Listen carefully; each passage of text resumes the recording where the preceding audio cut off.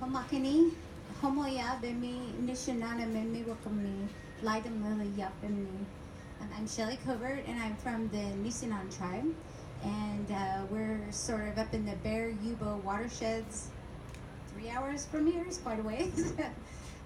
Our tribe was at the center of gold discovery, and oh boy, we have a lot of campaigns going on right now. There's another dam that's being proposed on our Kumimsu, or the Bear River, and we're starting to learn what direct action looks like, because we don't want another standing rock to happen in our territory. Because that's where my family and my tribal people, what they will do is they will, I've already foreseen it, if bulldozers arrive, they will go tie themselves to it, and they'll tie themselves to the trees, and so we want to stop that dam while it's in the paper phase, before people's lives and souls and bodies are on the line, like we experienced at Standing Rock. And we're also a terminated California tribe, so we were recognized up till 1964, and we lost our federal recognition illegally. So we've been seeking to have our federal recognition restored. And again, we're just learning what that means and how to start a campaign to get public involvement, and lots of stuff going on over in our territory. I agree with so much of what you say, and I don't use the word sacred maybe enough, or I revere that word so much that I am very, very, very careful when I use it for myself personally. Because sacred is something that I find I'm in awe of: the land, the water, the animals, the beautiful synchronicity of things that life brings before people get in and mess it all the time. I also find it to be a great responsibility. That's how I was raised.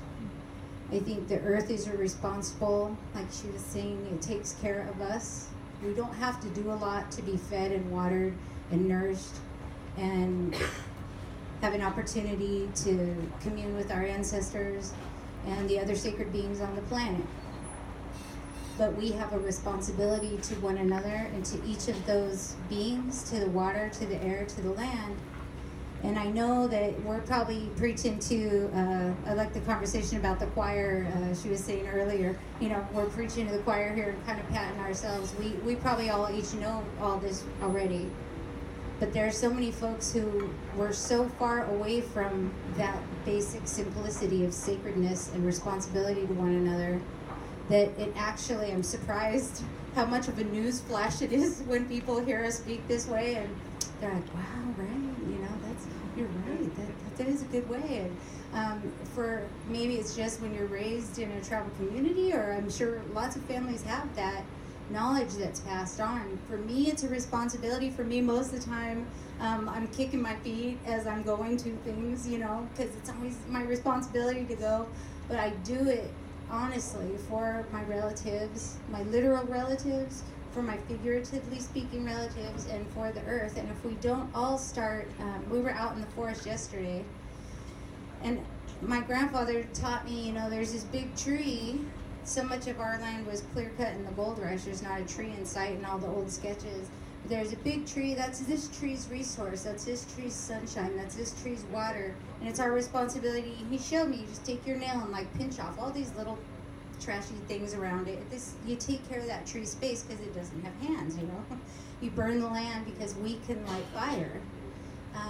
Again, it's a responsibility that I learned from my grandfather and my grandmother. And until we can get our community back into that responsibility. So we're walking through the forest, and I'm looking at all these trees I should be pinching off because I'm walking out there. They're just like another straw into the ecosystem in the watershed. I mean, the trees, they're centimeters apart. They can't live that way. They will never grow up big and flourish against one another that close together. So it's our responsibility to tend that stuff. And but that's my idea of what sacred is. It's that beautiful symbiosis, I guess, is that the right word, of appreciating what the planet gives to us and giving back, because literally it could be as simple as we have hands. We can do the tending that the other animals can't do for themselves. Yeah, that's an amazing question. that I wish I could have asked all the time. Personally speaking, for our situation where we are over there, we've had a lot of folks, as we start to have a bigger voice, because we were quiet for a really long time, and it's all, like everybody said, it comes from a place of fear and a place of being taught not to talk. So my grandpa raised his girls to just, why would you put a mark on your back when you're finally able to kind of blend in society and not get picked out all the time? Why on earth would you go, flapping your yap and getting that target back on yourself? And it's taken until my generation. I try to walk really carefully, because sometimes I say things that I know is really scaring my mom. She's like, are you sure? Always, are you sure you should be saying that? Are you sure, who was there when you were saying all that? It's really sad. It makes my heart sad a lot of times, because I see that reflection in myself as well, how guarded I am and how I've learned not to flap my yap, I guess. I do. I just pick my subjects really carefully. So like when she's speaking, at her age, beautiful. Really beautiful. And I just keep sitting closer to her. Last time I met her, I'm like, I need that. Down with the fear, up with them. Yeah. But as we speak out more and we become more visible and people want to help, and I've been really at a crossroads of, I don't know what, and I'll use my air quotes like I always do, strangers, how you can help. We are we have 144 tribal members. It was this huge destruction because of the gold rush. There's hardly anybody left. People are really tight and they don't talk. And now we want to be visible. Because as this campaign for recognition, we need to be visible. People need to know who we are, which is a complete contrast to how my mommy is comfortable, But exactly what you're saying is that I have to sit with someone. We were just talking about this today.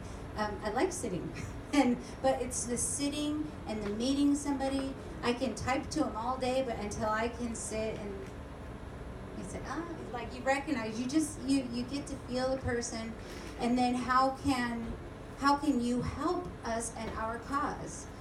And that's just one little tiny drop. That's talking about the Bear River. As the causes get bigger, it seems like that personalness is not quite as important, but the more personal and tiny the issue is, it has to be family. And I think that's one of my biggest challenges, is when people, now that we're asking for help, maybe it's a capacity thing. I don't always know exactly how to accept it. And it's always that fear thing. So I want to be more open to accepting help, and not, I carry a lot, and I don't divvy out responsibilities because of that family issue, and it's really scary for us. But I would say keep asking.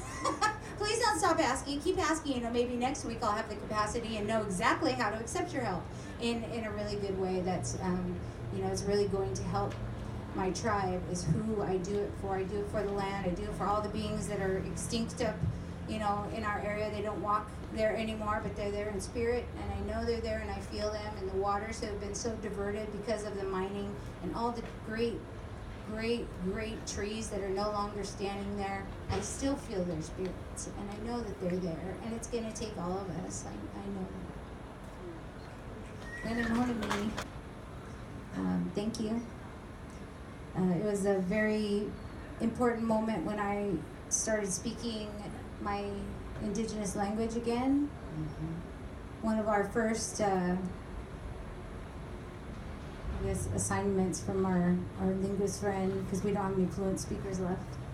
One of our first assignments was to go downtown, Grass Valley, where I live, and say "hamakani" to a store owner.